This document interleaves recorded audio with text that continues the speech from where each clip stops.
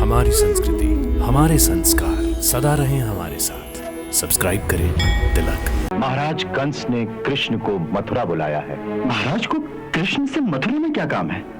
मथुरा के उत्सव में राज्य के सारे वीर अपनी अपनी वीरता का प्रदर्शन करेंगे।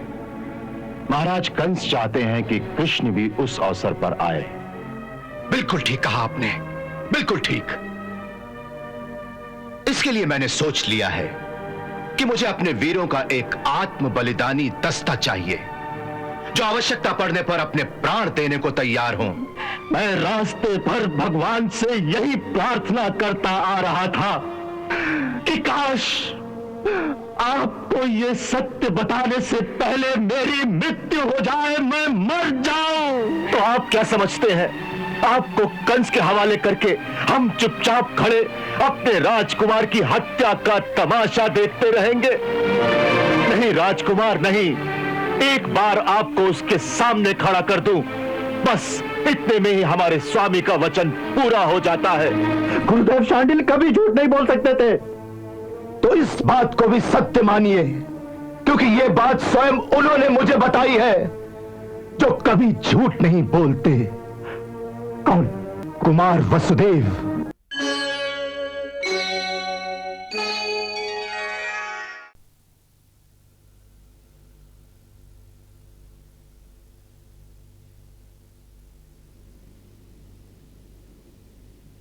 विराजिए।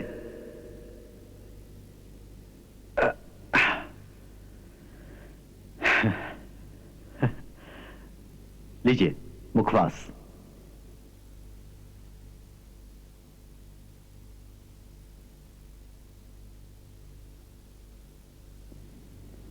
अक्रूर जी, इस प्रकार अकस्मात आने का कुछ तो कारण होगा। क्या बात है?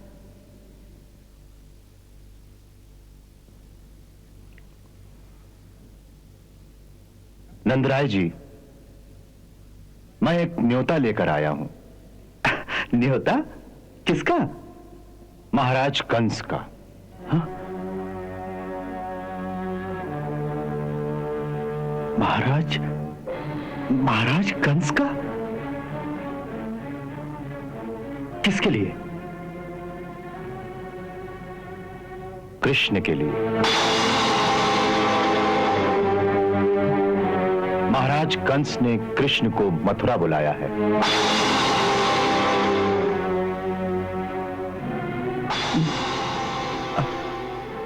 कृष्ण मथुरा? मैं कुछ समझा नहीं। महाराज को कृष्ण से मथुरा में क्या काम है? मथुरा के उत्सव में राज्य के सारे वीर अपनी अपनी वीरता का प्रदर्शन करेंगे। महाराज कंस चाहते हैं कि कृष्ण भी उस अवसर पर आए।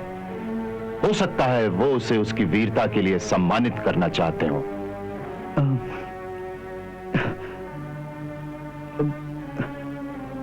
कृष्ण उन योद्धाओं के बीच? क्या कह रहे हैं आप?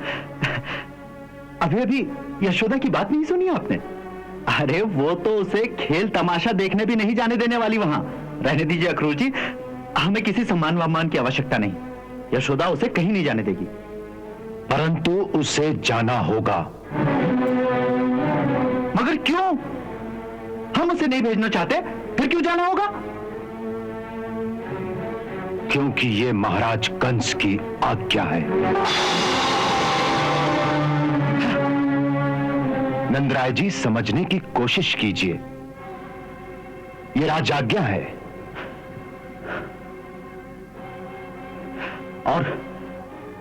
और यदि उसे हम ना भेजे तो राजाज्ञा भंग करने पर राजा के सैनिक भी आ सकते हैं।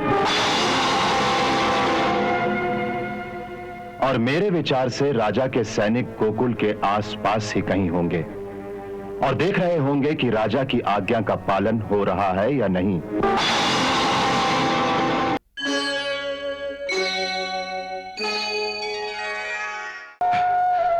मैंने लाख लाख मिन्नतें की, लाख लाख मिन्नतें की, परंतु उस पतिव्रता नारी ने ना अपना निर्णय बदला और ना ही अपनी आज्ञा।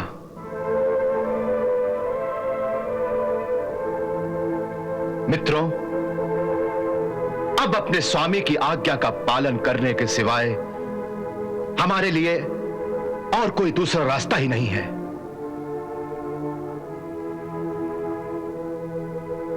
इसलिए मैंने आप सबको इस गुप्त स्थान पर बुलाया है कि शायद अब भी उस विनाश से बचने का कोई ऐसा उपाय हम सब में से किसी की समझ में आ जाए, जिससे आज्ञा का उल्लंघन भी ना हो और हम अपने राजकुमार के प्राण भी बचा लें।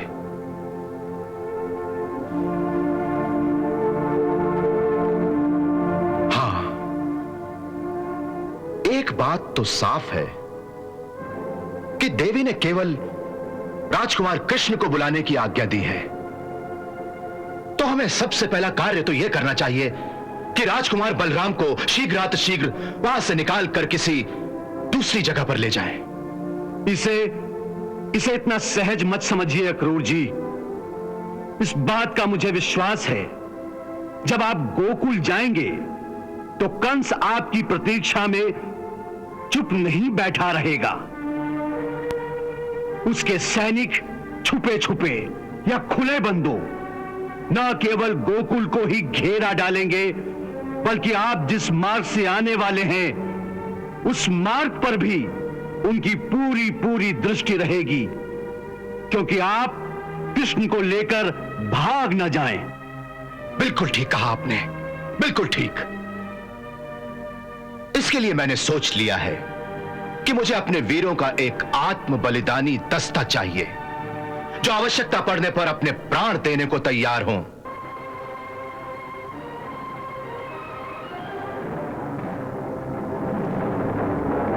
उस आत्म बलिदानी दस्ते की 3 टुकड़ियां होंगी। पहली टुकड़ी राजकुमार बलराम और उनकी माता देवी रोहिणी को रातों रात गोकुल से निकालकर अपने गुप्त सैन्य शिविर तक पहुंचाएंगी। उस दस्ते की दूसरी टुकड़ी जो यमुना के उस किनारे मेरे आसपास रहेंगी, जो राजकुमार कृष्ण के अंगरक्षक होंगे। यदि रास्ते में कंस के सैनिकों ने कृष्ण पर हमला करने की कोशिश की, तो वो कंस के सैनिकों से टक्कर लेकर हमें राजकुमार कृष्ण को वहां से निकल जाने का अवसर प्रदान करेंगे। उस दस्ते को निश्चय ही अपने प्राण देने पड़ेंगे। और तीसरी टुकड़ी की युवक यमुना के दूसरे किनारे मेरे संकेत की प्रतीक्षा करेंगे।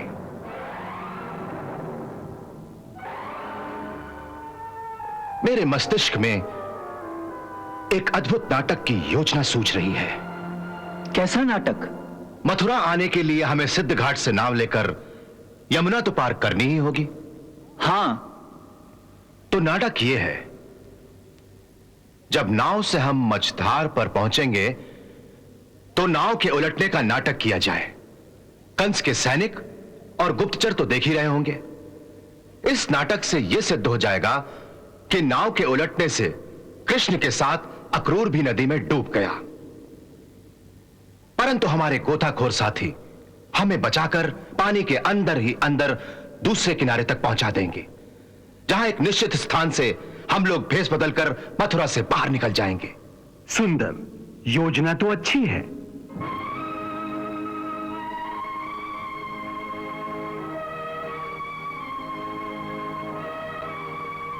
मरने वाले दस्ते में सबसे पहले मेरा नाम लिखिए। मेरा नाम भी मरने वालों में लिखिए। मैं और मेरा पुत्र उसी बलिदानी दस्ते में रहेंगे। हमारा नाम भी, हमारा नाम भी, हमारा नाम भी, हमारा नाम भी, हमारा भी, हमारा नाम भी, हमारा। यादव वीरों की यही शान है, जब बलिदान का समय आए तो पंक्तियों में सबसे आगे खड़े रहते हैं। धन्य है आप लोग, धन्य है, धन्य है, धन्य है।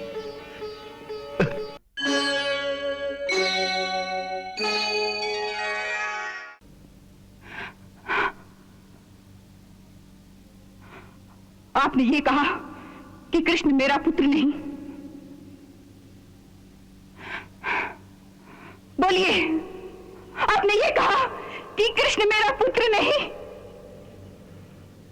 हाँ,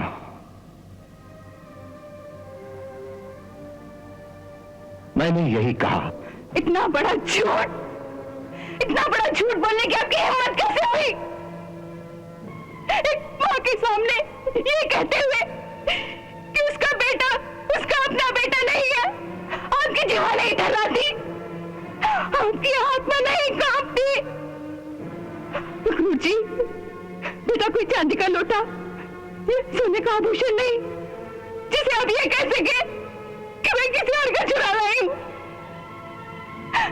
बेटा स्त्री के हृदय का एक टुकड़ा होता है, मां के शरीर का एक अंग होता है, वो एक अंग शिशु भगवान का भेजा हुआ एक दिव्य शरीर होता है जिसे मां अपने शरीर में से जन्म देती है। इस सत्य को स्वयं परमात्मा भी नहीं झुठला सकते। तो आप कौन होते हैं ये कहने वाले कि जिसे मैंने 9 महीने अपने गर्भ में पाला, जिसने मेरी ही कोख से जन्म लिया, वो मेरा बेटा नहीं है? परंतु कृष्ण ने आपकी कोख से जन्म नहीं लिया, इसीलिए वो आपका पुत्र नहीं है। ऐसी बातें करना महापाप है गुरुजी, पाप। ऐसी ऊंची बातें करते हुए आपको लज्जा नहीं होती? भाभी, आप मेरी विवशता को क्यों नहीं समझती है? मैं रास्ते भर भगवान से यही प्रार्थना करता आ रहा था कि काश आपको ये सत्य बताने से पहले मेरी मृत्यु हो जाए, मैं मर जाऊं। परंतु क्या करूं, परिस्थितियों ने मुझे मजबूर कर दिया है ये सत्य बताने पर। एक झूठ को आप सत्य कैसे कह सकते हैं? सारा संसार जानता है कि इसी घर में मेरे कृष्ण ने मेरी ही कोख से जन्म लिया है।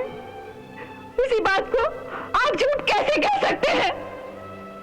छल और मिथ्या भाषण की भी कोई सीमा होती है गुरुजी? छल की सीमा होती है देवी, परंतु सत्य की कोई सीमा नहीं होती।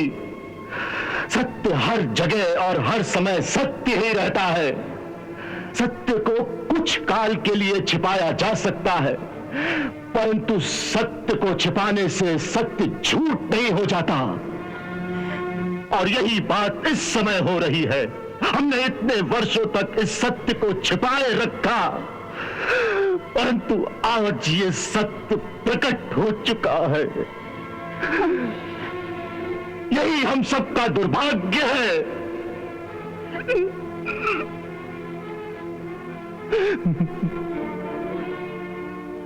अक्रूर जी, जो आप कह रहे हैं यदि वो सत्य है तो इसका कोई प्रमाण है आपके पास? हाँ है।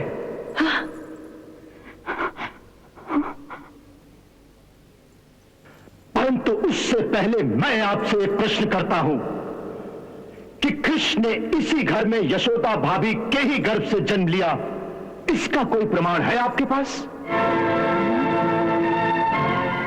सबसे पहले उस बालक को किसने देखा? मैंने। आपने उसे जन्म लेते हुए देखा?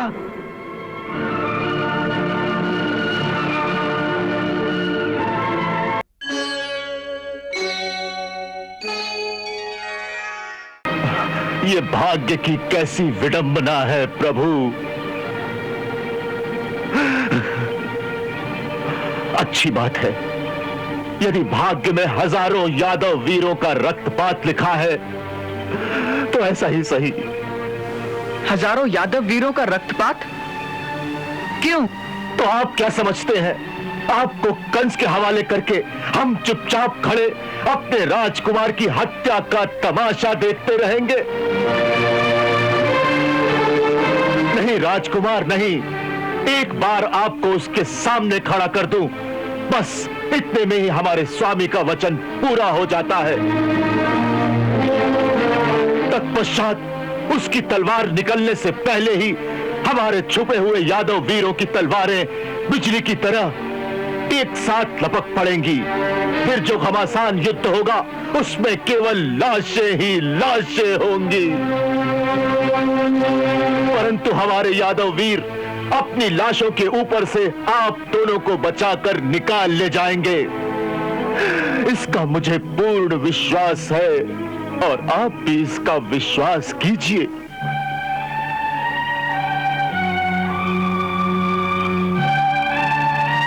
अक्रूर जी, मुझे तो आपकी वीरता पर पूर्ण विश्वास है, आपकी राजभक्ति पर भी विश्वास है, परंतु आपको हम पर विश्वास नहीं। आप पर? अक्रूर जी, जितना आपको अपनी वीरता पर विश्वास है, उतना ही विश्वास यदि आप हमारी शक्ति पर कर ले, तो फिर यह चिंता करने की आवश्यकता ही नहीं रहेगी।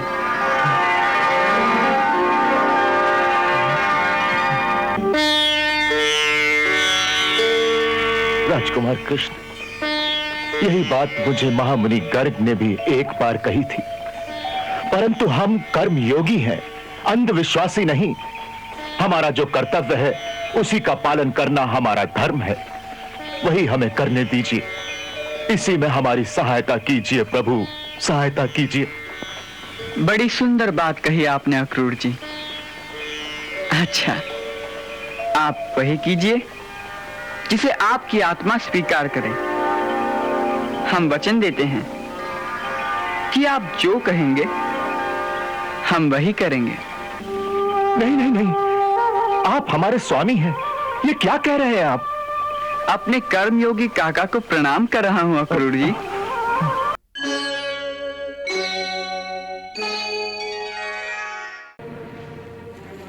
उस कक्ष में और कौन था? नंदराय जी थे।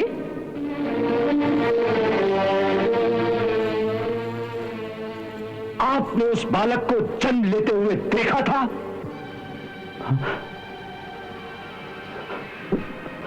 नहीं नहीं, मैं सुना था। और यशोदा भाभी? वो तो बेहोश थी। और कोई था? कोई दाई, कोई गांव की औरत? नहीं। इसका अर्थ यह हुआ कि कृष्ण को जन्म लेते हुए किसी ने नहीं देखा।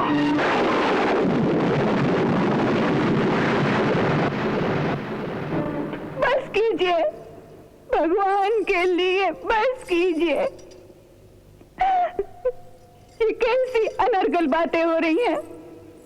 किसी ने देखा नहीं तो इसका ये अर्थ नहीं कि मैंने बालक को जन्म ही नहीं दिया।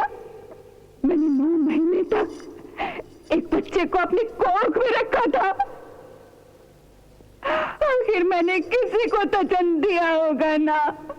अवश्य जन्म दिया भाभी, अवश्य जन्म दिया, परंतु आपने जिसे जन्म दिया वो एक कन्या थी, जिसके बारे में यह प्रसिद्ध है कि जब कंस ने उसे देवकी की संतान समझकर पत्थर पर पटकने की कोशिश की तो उसने अष्टभुजा देवी का रूप धर लिया था।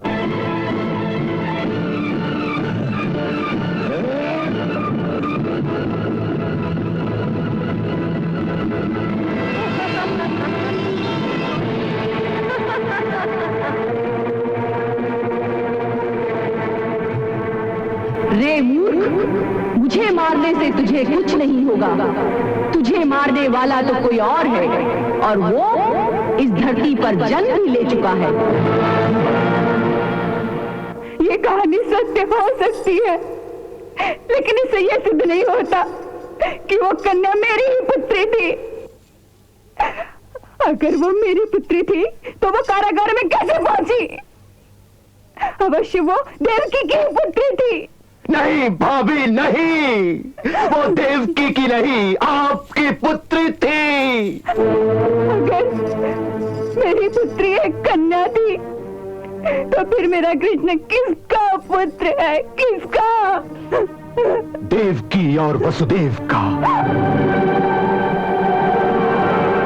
अगर वो देवकी का पुत्र है तो मेरे घर में कैसे आया?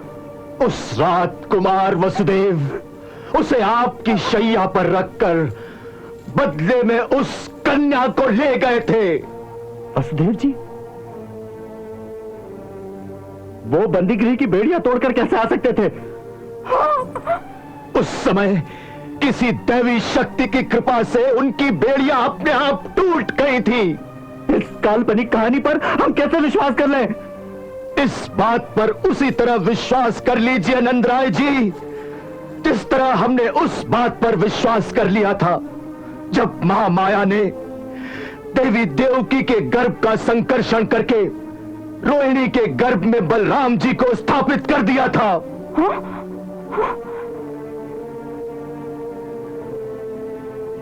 उस बात की पुष्टि स्वयं गुरुदेव शांडिल्य ने की थी। उन्होंने कहा था कि जो कुछ देवी ने स्वप्न में यशोदा को कहा है वो सब सच है। गुरुदेव शांडिल्य कभी झूठ नहीं बोल सकते थे। तो इस बात को भी सत्य मानिए, क्योंकि ये बात स्वयं उन्होंने मुझे बताई है, जो कभी झूठ नहीं बोलते। कौन? कुमार वसुदेव।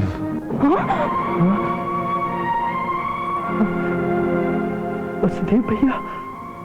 हाँ वसुदेव भैया, ऐसा नहीं कह सकते, नहीं कह सकते हो, नहीं। हाँ भाभी, ये बात स्वयं उन्होंने ही स्वीकार की थी। स्वयं मैं भी ये बात कई बरसों से जानता था और कई बार आपको बताना भी चाहता था कि कृष्ण के साथ इतना मोह मत बढ़ाइए, मोह मत बढ़ाइए भाभी। परंतु कुमार वसुदेव जी ने हर बार मना कर दिया मुझे। इतने बरसों तक चुप रहे, फिर आज ही मुझ पर ये छुरी चलाने क्यों आए आप? क्यों? मेरा दुर्भाग्य, मेरी विवशता भाभी। कैसी विवशता? देवकी भाभी की आज्ञा। आप नहीं समझ सकेंगी कि इस आज्ञा का पालन करते हुए मेरे दिल पर कितनी छुरियां चल रही हैं। देवकी भाभी की इस एक आज्ञा ने हमारी जीती हुई बाजी हरा दी।